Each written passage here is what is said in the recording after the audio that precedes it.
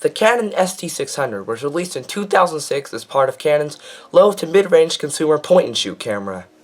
In 2003, Canon released their first consumer camera to use SD card technology, the digital Ixus II.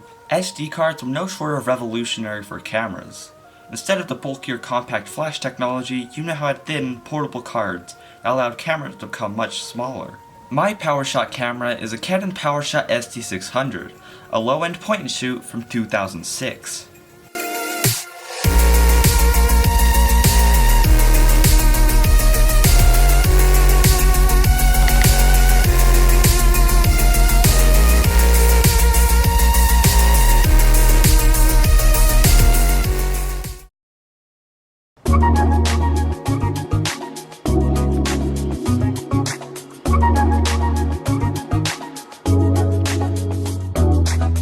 Starting us off, this low-end point-and-shoot camera from 2006 was actually rocking some pretty decent specs for the time.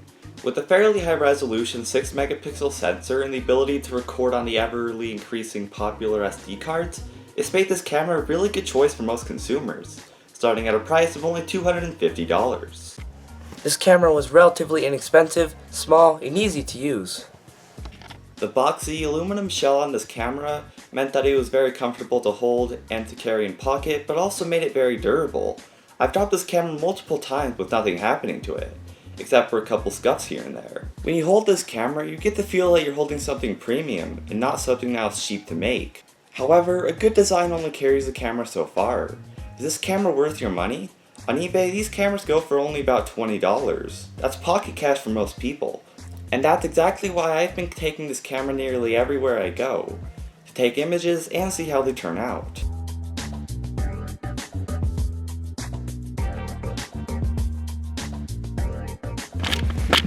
Right now we're at the field. This field is where I shoot a lot of photos actually.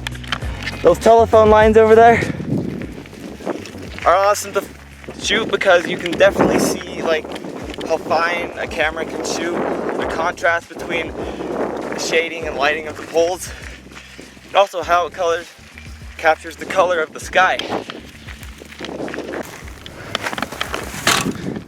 So this is field test time. In the field test, we're going to be seeing what this camera is really capable of. As I mentioned earlier, I've taken this camera a lot of places. Some of these photos have been slightly edited, but it's nothing you couldn't really just do at home.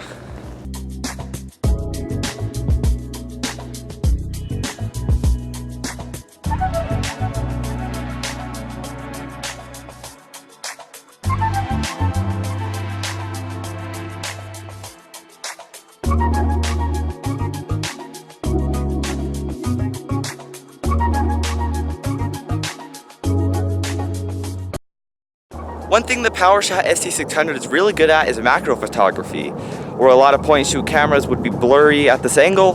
The Canon Powershot just keeps pushing. This dive, the CPU I captured, is actually in plain focus, which is surprising for a camera of this size. Now this camera, along with most other Powershot cameras, are capable of video. However, this is 480p video at like 30 frames per second. It's not the best, and I really wouldn't recommend it. Another spot where the small sensor does not shine is also in the light. The sky tends to be overexposed and shadows do become grainy. This is not too apparent in outside photos, but in photos where you're capturing more detailed subjects, where detail actually is important in the shadows and highlights, it does become quite apparent. Even if your modern smartphone camera does outperform this camera, it all comes down to value.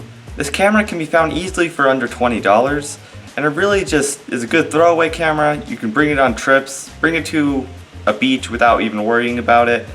You don't have to risk throwing your smartphone in the ocean just because you have a cheap camera.